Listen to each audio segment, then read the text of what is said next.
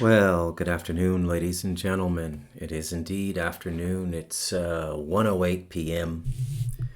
and I'm Bruce McDonald. 1:09 now. I'm Bruce McDonald, and this is the Talamanca Review on November 10th, 2025.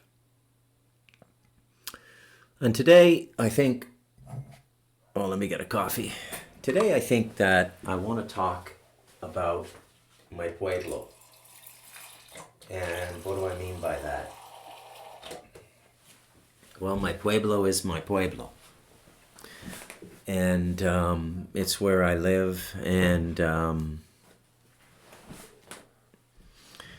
where I've lived pretty much since 2015. I didn't really move up here till you know 2017. So I've lived here about 8 years now, which is a long time.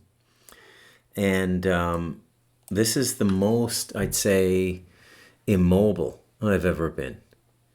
And by immobile, I mean simply moving around. You know, how you live when you're in a city or a suburb. Your life is taking place in a half dozen locations, right? It's kind of all over the place. So you got your home, which might be an apartment or a house or what have you. And you got a gym you go to, probably a coffee shop, maybe a bar if you drink and you have a few beers a couple nights a week. You got your group of friends at the bar. You might have a few groups you go to, like a church group, or some kind of spiritual group, meditation group. And here it's different.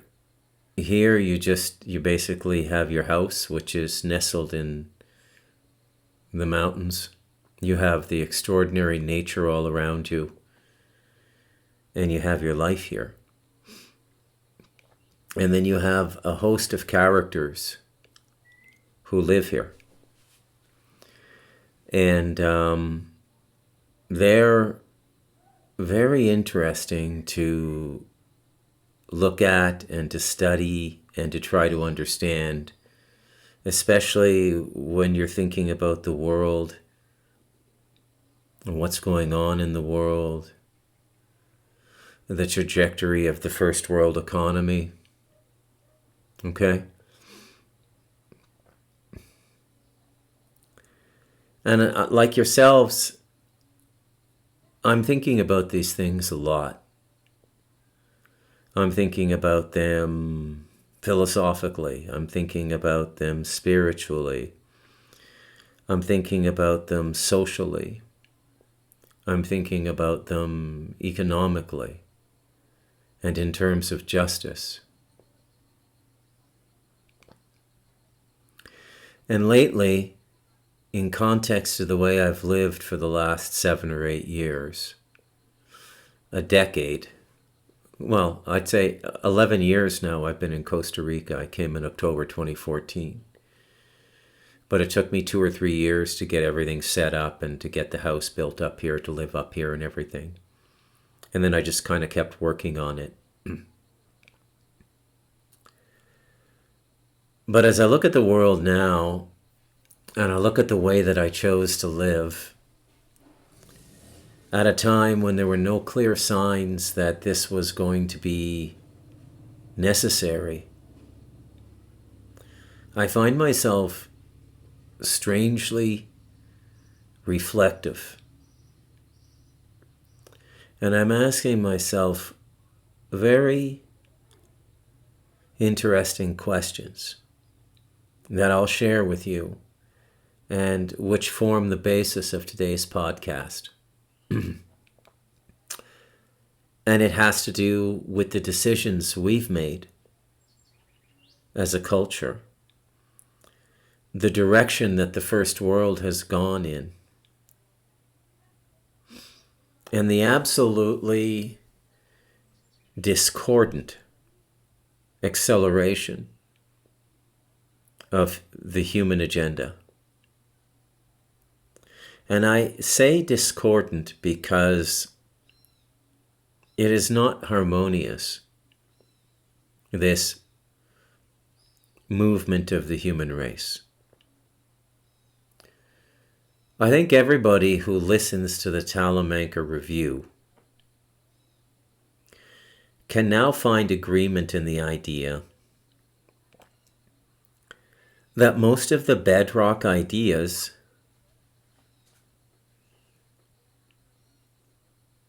which underpin our reality, both on the planet and in the solar system and in the galaxy and in the universe,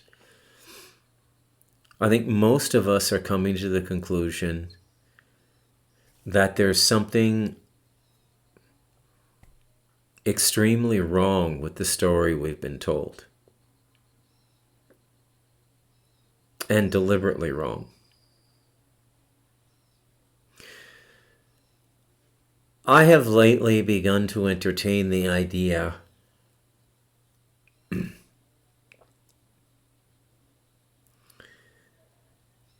that things can change here on this planet a lot more quickly than we've been led to believe. I often, on this podcast, use the example of Barnum Bailey Circus. Now, full disclosure, I heard this on a Blacklist episode with James Spader, who played this archcriminal called Raymond Reddington. And he was making a point to somebody he was talking to, and he used the Barnum Bailey Circus to make his point.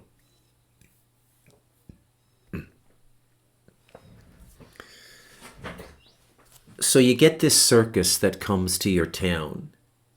It comes in on the train. Everything is in the train cars. Lions, elephants, whatever other animals they have.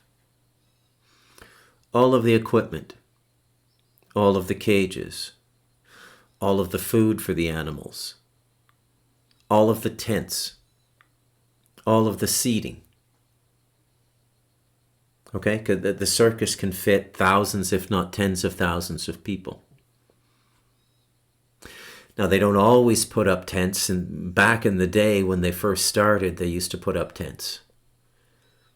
And then what they started doing was they started doing the circus at local civic centers, like hockey arenas, football arenas, but arenas. And what Raymond Reddington was saying was that the Barnum Bailey, and a lot of times the stuff, all the time the stuff they actually put in that show is factually true. And it's amazing how rich and insightful the writing was at times.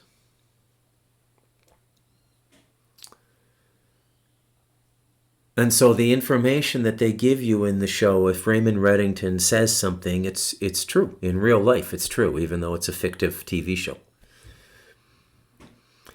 And he said that Barnum Bailey Circus gained a reputation for the most advanced logistics in the world.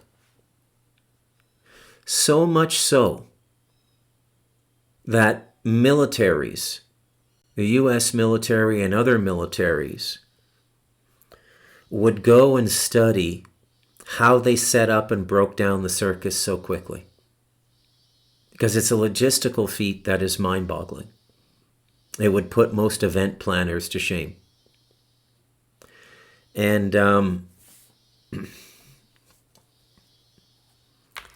they just perfected this system. They could put on this circus that would entertain 10, 15, 20,000 people. They could put it on for a week. They could have maybe an afternoon and an evening show, 2 shows a day for 7 days. So Sunday to Sunday.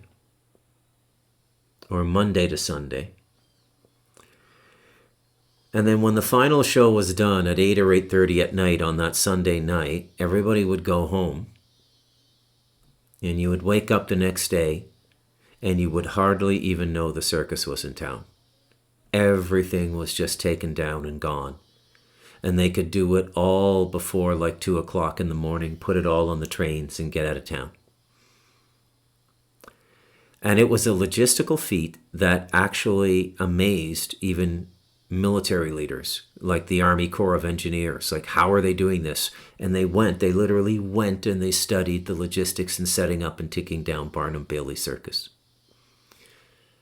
So why am I giving this long-winded story about Barnum Bailey Circus?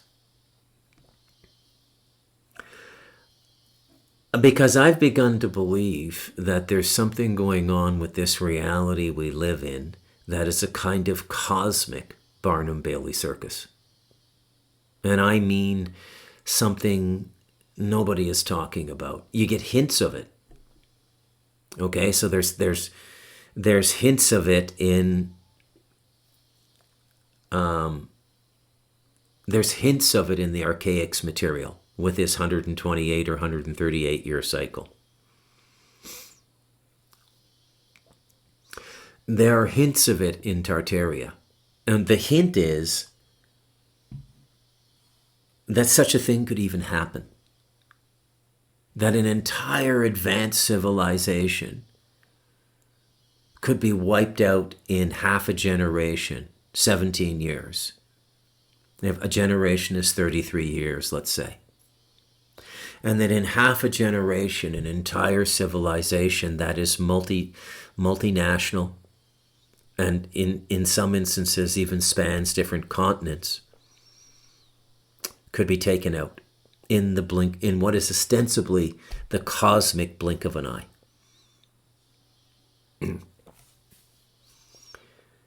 Now, it's a staggering thing to contemplate, and it's not something that I'm going to invest dozens and dozens and dozens of hours in.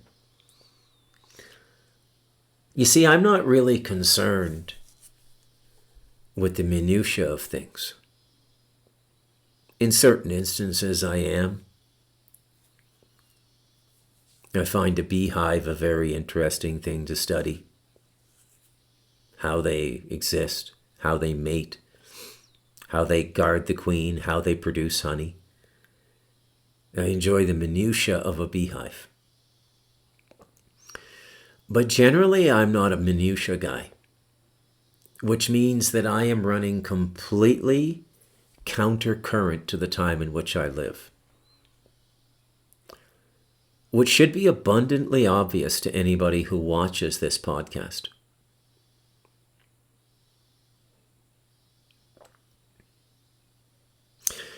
Now, when I first heard the idea of Tartaria, I thought it was crazy. Nuts. Okay?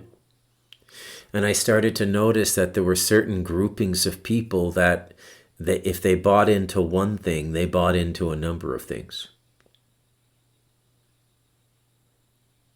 One of those things being flat Earth. Okay? Now, as I've stated on the Telemancer Review before, I don't believe in a flat Earth. Again, I'm not interested in the minutiae.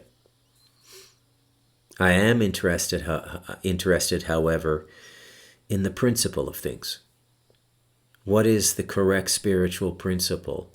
What is the fulcrum upon which this reality is leveraged?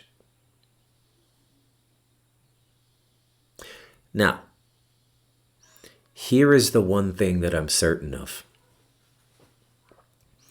The long, protracted history we've been given. Let's say we have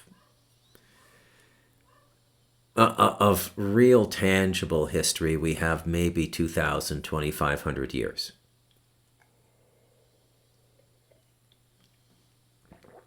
When you move into things like biology and fossil records, we have a longer history, but we can't really accurately gauge that history. I don't think carbon dating is accurate either.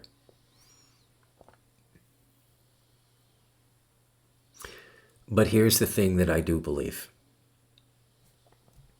This long, protracted history that we are given, you know, kind of let's start it with Stanley Kubrick's Chimps by the Monolith. And this sort of long evolutionary process is going on down here. And we are growing in this unbelievably slow and consistent pace. And this has been going on for, oh, who knows how long. I can give you one measurement. And that measurement is language. And I know this measurement because I read it in one of the only essays Cormac McCarthy wrote.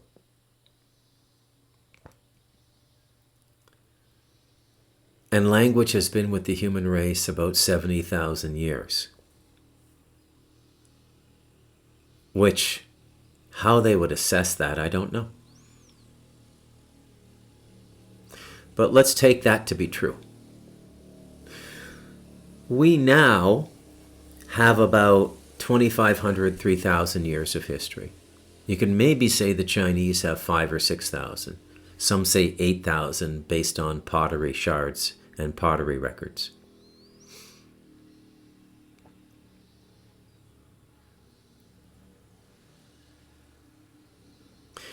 Now, in this evolutionary process, there are time disparities that make no sense. No sense whatsoever.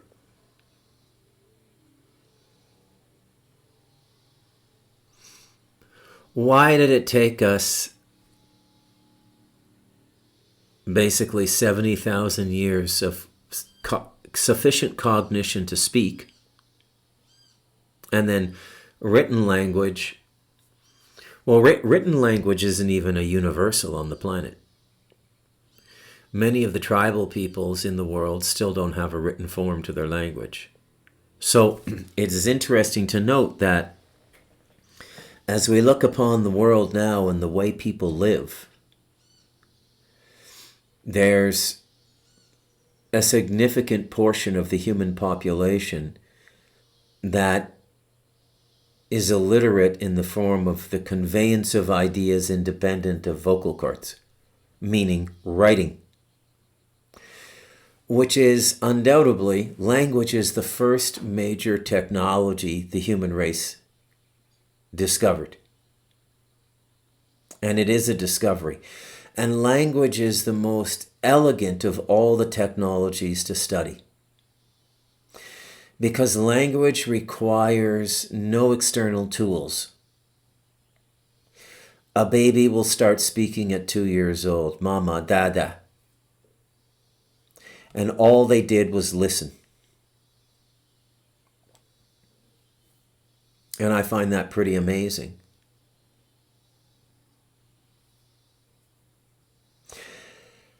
And then some societies evolve to the point of a written language. Yeah. There was a movie based on a Brian Moore novel. Brian Moore was an Australian writer in the 20th century. Some of you may have seen the movie. It got really good reviews. Pauline Kael at the New Yorker loved it. The movie was called Black Robe, and it was about the Jesuits going into Canada in the 1600s. And there's this one scene where there's two Jesuits, and they're about 15 meters apart. One Jesuit is speaking to a group of natives, and the other Jesuit is about 15 meters away speaking to another native. And he wants to demonstrate language to the native. So he asks the native what his name is. And the native tells him. And he writes down in French, "Your name is Running Bear." He folds up the paper, he hands the paper to the native, and he said, "Go and give this to my Jesuit brother over there." And the native walks the 15 meters and hands the paper to the other Jesuit. The other Jesuit opens it up, looks at the native and says, "Your name is Running Bear." And the native loses his mind. He cannot understand by what witchcraft, sorcery, or magic this information was transferred from one Jesuit to the other.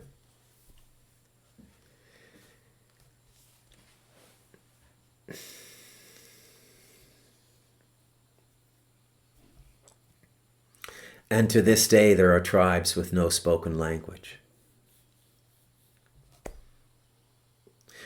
When I went to the Kebakar gathering center, it's called La Brises, the breezes, like as in a breeze of air.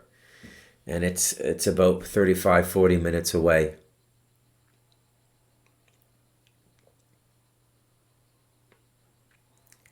And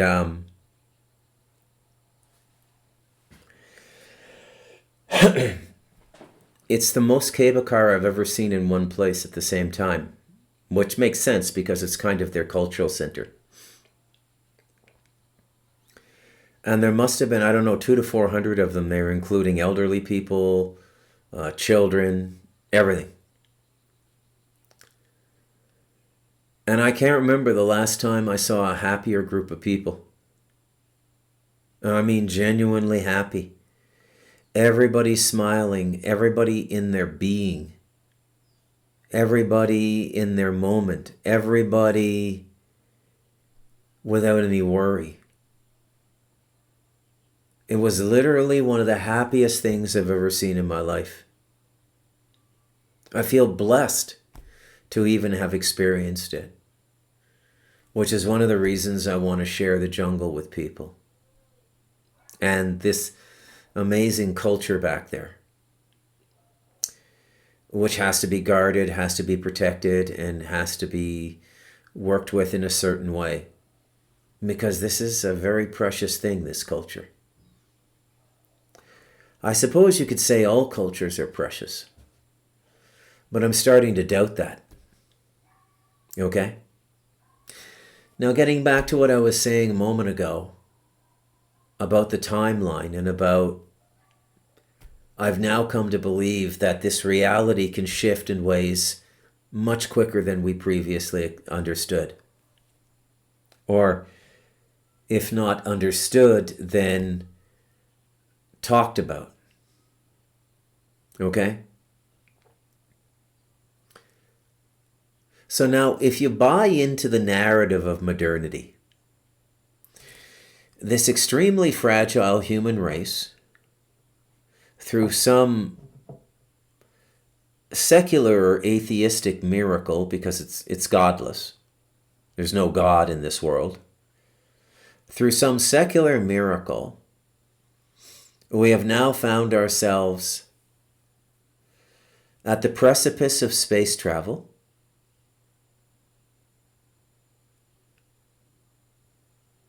cultivating rarefied information in various sciences heretofore unknown to the human race, based on, in one century,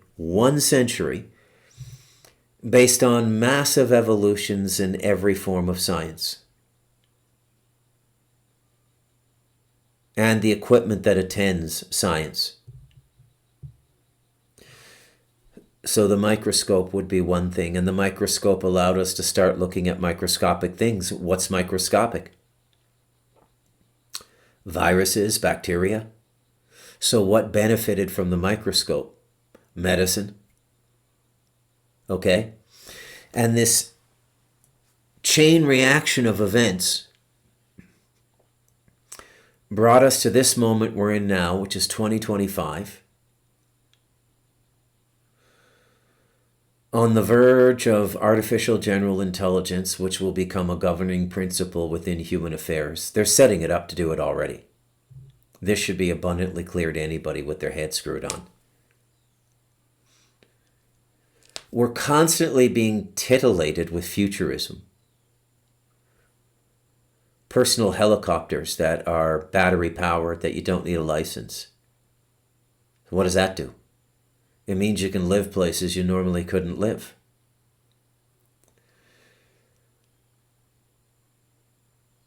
Other forms of transportation heretofore not possible for individual people.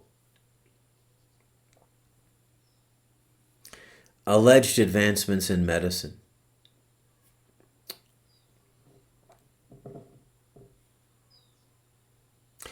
I don't think it can be argued by anybody that we live in the most convenient age of man. Man being humanity, not to be offensive to women. I speak in this old anachronistic way.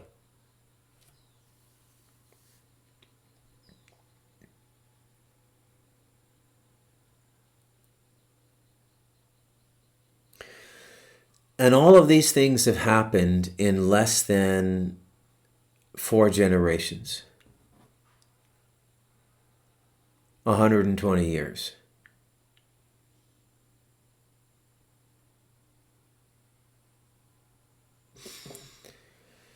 And the sanctity of this bubble we live within, this realm we'll call it, this earth realm. Now, this is not to overlap flat or round earth.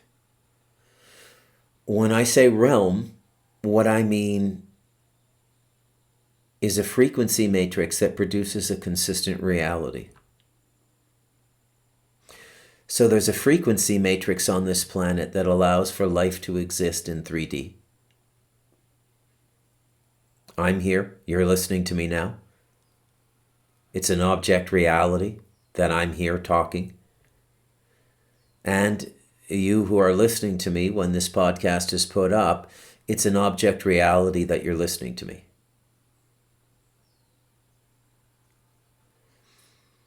That means a realm is defined by certain commonalities.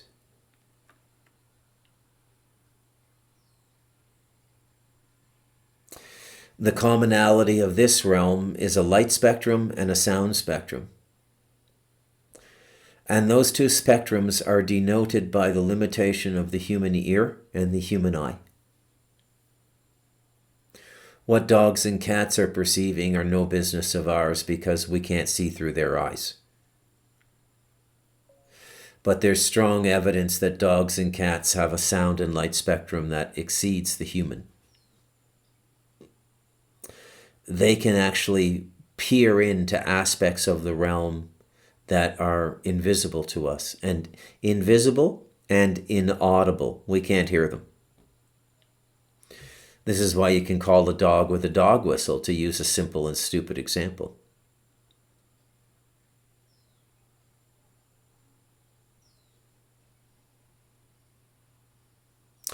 Now, for the longest time, at least most of my life,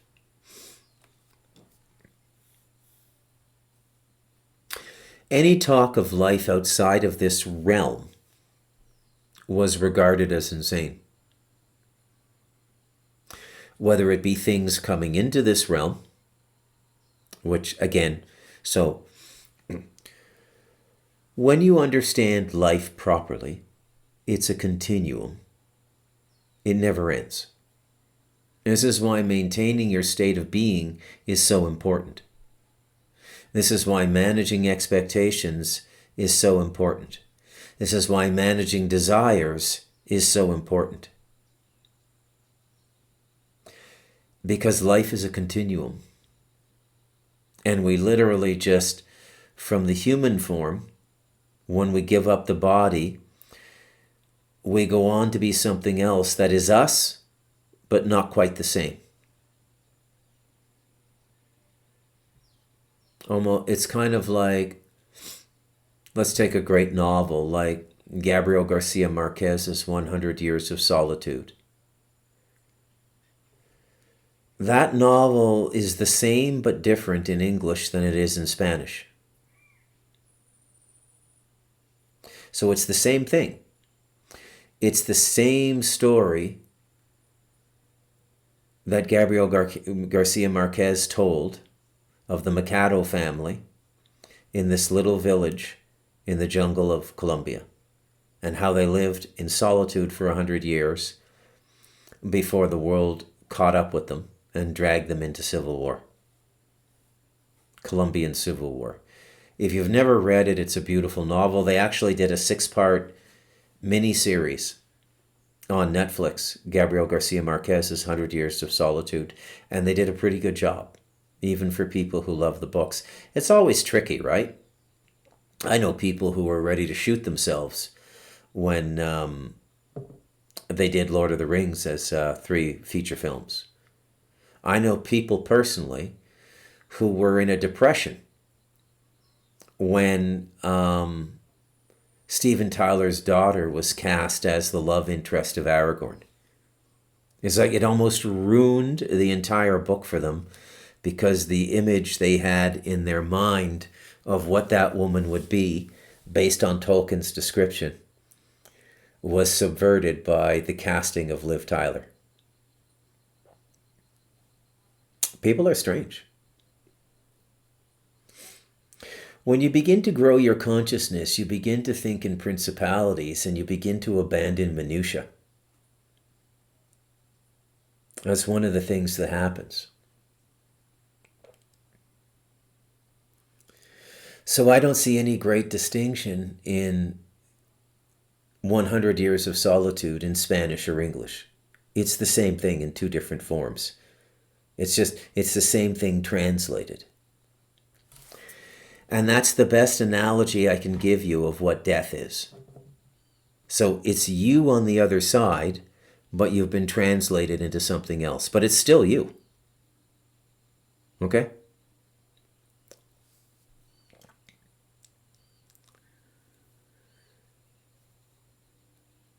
So once you begin to understand that life is a continuum, you begin to live differently. And one of the principal characteristics is you pull out of minutiae and you start to be much more interested in principle. What is the principle of this thing rather than the detail of it? Or another way of saying it that I use quite commonly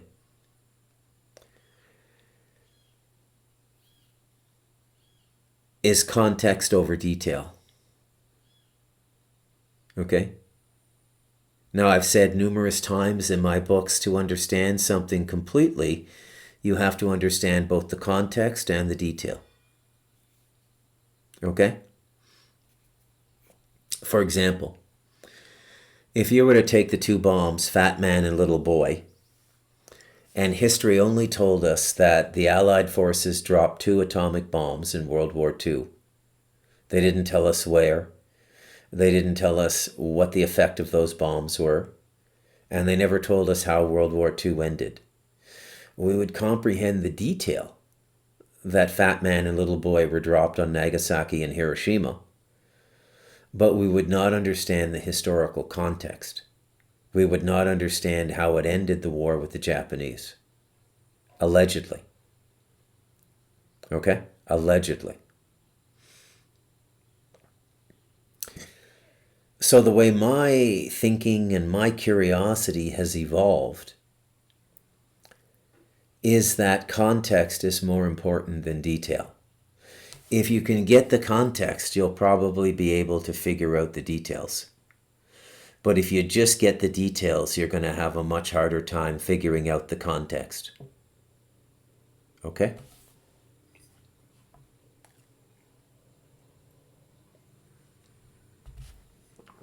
Now, what the hell am I talking about today? Well, I'm talking about details and context. So the context we've been given for human life by our sciences is what I'm beginning to question. Going back to the Barnum Bailey example, I think things can change much more quickly down here. And I think that there's a mechanism, a fulcrum, if you will. You know what a fulcrum is? Great word, by the way. Fulcrum is the central pivot point of a lever. Okay? So a lever allows you to move things much heavier than just your body could lift. So the center point of a lever is a fulcrum. And a fulcrum is the pivot point that allows a lever to function. So when somebody uses the word fulcrum in a non-literal context, what they mean is that without this mechanism, we would not have been able to leverage this effect in history or this effect or what have you.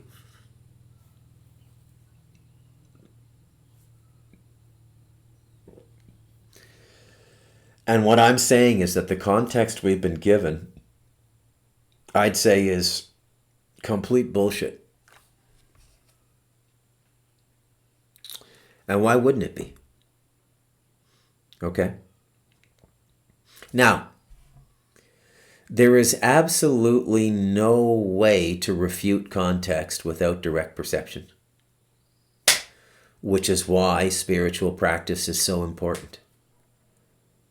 You could say, in a sense, you could say your true being, your enlightened being, your God self, your realization of God, and all of those things are synonymous. All of those things are basically the same thing. You could say that those things, that thing, is the context we're seeking for life. And until we have that context, we can't properly live. We can't correctly live. Because until we have the right context, none of the details of life are going to make any sense. And the higher consciousness, negatively oriented people are going to be able to manipulate us with false science, false history, false politics, false economics, false everything. And nobody's going to be able to question it because they'll have their false record of events backing up everything they're saying. Because if you haven't noticed, these people work at these things for generations. The deceptions. These deceptions are generational. I've been over this so many times on the Talamanca Review. It's where I lose a lot of people. Not you, my listeners. Everybody who listens to me got 60 or 70% of the way, the distance to the context I'm describing life on their own. And I'm just giving that, maybe that last 20 or 30%. And if you've gotten the first 60 or 70% on your own, but have been confused about the last third, then this podcast would hit your ears like a brilliant melody. Now, to the people who have 50% of the context or less, everything I say is completely insane. They don't have the context. You can't understand life without the correct context. You can't understand life until you understand that it's a continuum, that there's no beginning, there's no end. There's only body, no body. And that most of your goals in a human life, other than to get your context back to the proper context, is complete, total waste of time. And every generation we do this. And the biggest waste of time has been the last 120 years from what a true human objective in a true human context would be. And they rationalize it to us by all of the technology they've brought forward and all of the conveniences they've brought to our lives. The human race was domesticated in the last century. Before that, we were fierce, we were independent, and we were dangerous. And people could only get away with so much before we rose up and slit their throats. And I'm sorry if I offend you by saying things like that because you're a pacifist, which is a major error in your contextual understanding of this reality, by the way. Pacifism is the biggest bullshit ever invented. It is absolutely necessary that certain human beings kill other human beings in every single generation. Pacifism is the stupidest fucking ideology ever invented. Okay? And I don't care who says it. Oh, but so-and-so at this ashram said so. Really? Well, I'll promise you right now that if you get on a plane and you go to India and you go to their ashram right now, it's guarded by men with AK-47 and other high caliber deadly armaments. Why? If the philosophy and the ideology inside the ashram is pacifism, why does the ideology of pacifism have to be guarded by the threat of violence?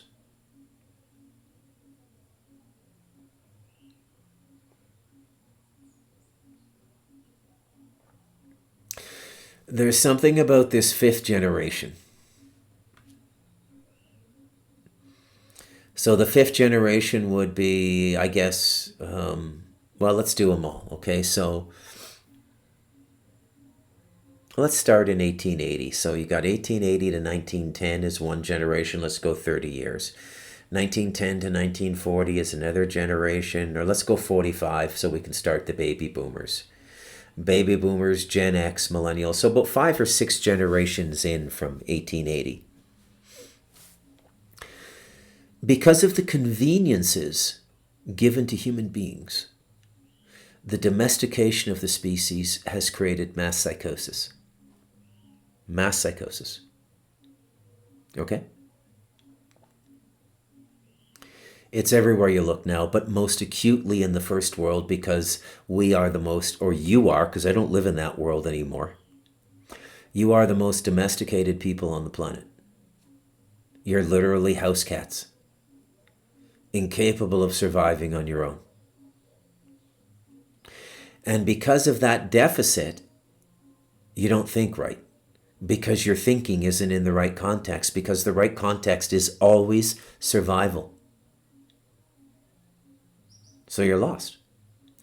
Now something has created this illusion for you. You can call it advancement if you want, but it's not advancement. Everything that the liberals talk about now is completely and utterly wrong. And this is why you get all these freaks now. And generally only in our society and in societies of equivalent affluence who've adopted our technological model. Okay?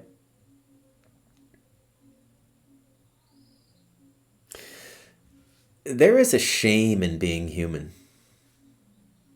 There's a fundamental shame in just being a human being. Okay? I don't think any other animal has this. No other animal feels shame. Human beings feel shame because on one level we know we're not an animal, because unconsciously we're aware of the fact that we're a continuing event in and out of body. Everybody knows that whether they're conscious of it or not. That's why everybody lives like they're never going to die, because they truly don't believe they're going to die, because they're never going to die. Their body just stops. Okay? And between the schism of that realization and the human suit, which is, let's be honest, it's degrading being a human being. It's degrading. We have to eat, which is kind of disgusting when you think about it. I mean, I love food, don't get me wrong. I don't find anything disgusting about it, but I'm looking at it from the perspective of if at our core, we're the finest light in the universe, and even deeper than that, we transcend even the form of light. We go to an incalculable form in our final state.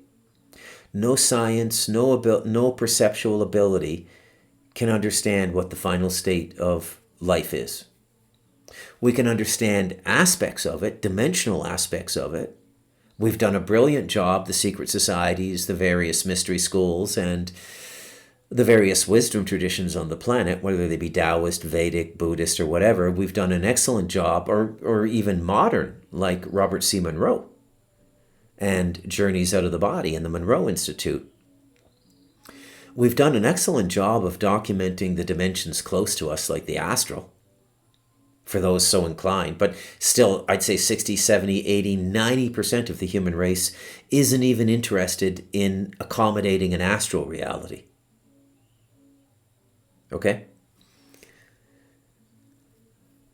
But somewhere in all of this is this being that requires nothing. It requires no energy, no transactions, and none of the degrading transactions of being a human being. And they're degrading. It's degrading to have to take a piss. It's degrading to have to take a shit. Okay? It's human, but it's degrading. This is why we don't shit in public. Except the Indians. They have no problem with that. I've seen it in New Delhi, right on the street. Just squat and take a shit. Okay?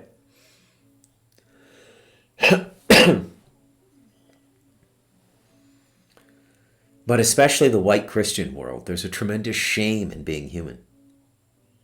We're ashamed. And not many people admit that. I picked up on this in like 2001, 2002. There's a brilliant section at the beginning of God as an Economist. It's a monologue given to one of my central characters named Randall Cobb Seymour, who's a paroled Mohawk cigarette smuggler, just got out of prison.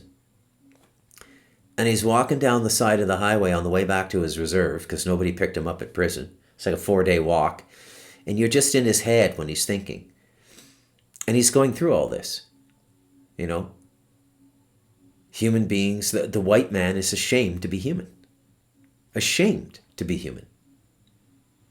Okay? The only people who transcend that shame are the simple people. Like the people I live with here. They don't care. Everybody has to shit. There's no shame in it. I'm not trying to be vulgar.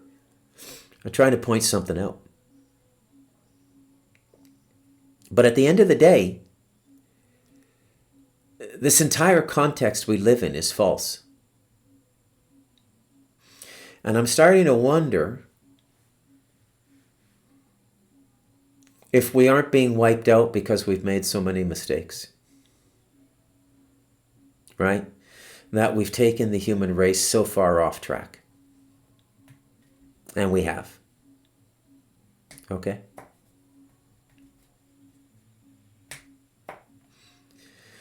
One thing the West never took into account as it began to socially change, and I'm going to avoid using the word evolve, but one thing that the West never took into account was that if this change in perception about what life is and how it's to be lived is not universal, a tremendous vulnerability is created.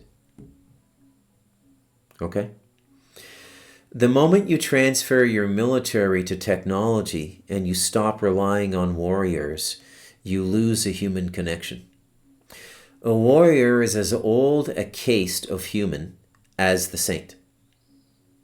The warrior is one of the archetypal human roles and functions because there hasn't been a generation of man in any form, modern, pre-modern, postmodern, tribal, remote.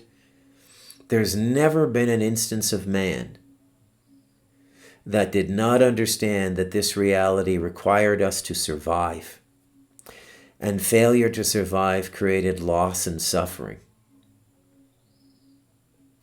This, by the way, is the beginning of ritual sacrifice. It's the beginning of practicing getting habituated to the emotions of being human, which are vulnerability, loss, and death.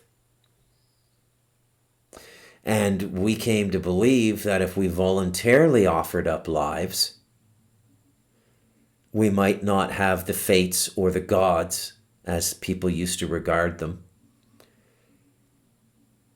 suddenly take life away from us without us having any control over it.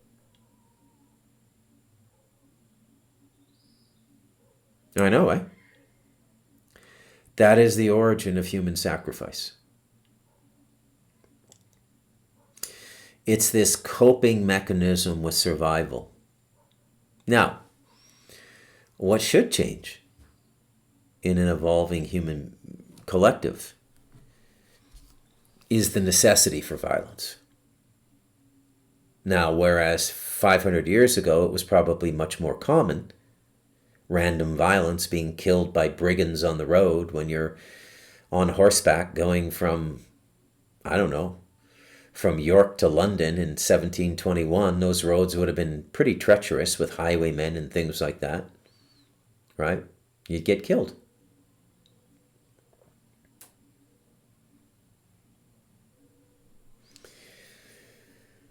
And we evolved to this system of rules and regulations, which have now evolved to a point where our natural instinct for survival no longer exists.